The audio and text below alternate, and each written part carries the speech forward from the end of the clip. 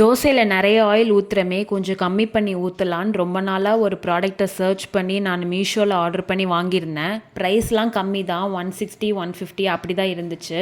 ப்ரைஸ்க்கு ஒர்த்தான ப்ராடக்ட் தான். இது வந்து சேஃப்டி பெட் மெட்டீரியல் அப்படின்ற மாதிரி போட்டிருந்தாங்க. 2 கலர்ஸ் வந்து அவைலபிளாக இருந்துச்சு, ஒயிட் ஒன்று பிளாக் ஒன்று. என்னோடய கிச்சனுக்கு ஒயிட் பர்சனலாக வந்து எனக்கு செட் ஆகாது, அதனால நான் பிளாக் செலக்ட் பண்ணியிருந்தேன். 150க்கு குவாலிட்டி வைஸ் மெட்டீரியல் வைஸ் எல்லாமே நல்லாவே கொடுத்துருந்தாங்க. ஃபினிஷிங்கும் நல்லா இருந்துச்சு. கிச்சனில் வச்சா கொஞ்சம் லுக்கும் நல்லாயிருக்கும். நார்மல் ஆயில் பாட்டில் மாதிரி இல்லாமல் இது கிளாஸ்லேயும் இருந்துச்சு. நல்லா திக்கான கிளாஸ் தான், உடையாத மாதிரி தான் இருந்துச்சு. எல்லாமே நல்லா தான் ஒர்க் ஆச்சு நான் பார்த்த வரைக்கும். சரி வாஷ் பண்ணிவிட்டு ஆயில் ஃபில் பண்ணி யூஸ் பண்ணி பார்க்கலாம், இன்றைக்கி தோசை நைட்டு சுட்டு பார்க்கலாம் அப்படின்னு சொல்லிட்டு நான் வாஷும் பண்ணிவிட்டு வாட்டர் ஸ்ப்ரே பண்ணி பார்த்தா நல்லா தான் ஆச்சு. அப்புறம் ஆயிலும் ஃபில் பண்ணிக்கிட்டேன். அப்புறம் தோசை ஊற்றி செக் பண்ணி பார்க்கலாம் அப்படின்னு சொல்லிட்டு நான் ஹஸ்பண்ட்க்கு தோசை ஊற்ற ஸ்டார்ட் பண்ணிட்டேன்.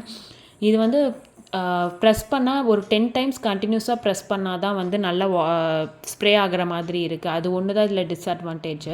ஒரு டைம் ப்ரெஸ் பண்ணால் வந்து ஸ்ப்ரே அவ்வளோவா ஆக மாட்டேங்குது, இந்த மாதிரி வாட்டர் மாதிரி தான் வருது. 10 டைம்ஸ் நம்ம வந்து கண்டினியூஸாக ப்ரெஸ் பண்ணால் மட்டும்தான் இது வந்து கரெக்டாக ஸ்ப்ரே ஆகுது. சரி நம்ம தோசை ஊற்றிட்டு ஒரு டைம் ஸ்ப்ரே பண்ணி பார்க்கலாம் அப்படின்னு சொல்லிட்டு நான் ஸ்ப்ரே பண்ணி பார்த்தேன். அப்போ கண்டினியூஸாக ஊற்றும் போது கொஞ்சம் ஓகேஷாக இருந்துச்சு, ஸ்ப்ரே மாதிரி தான் வந்துச்சு.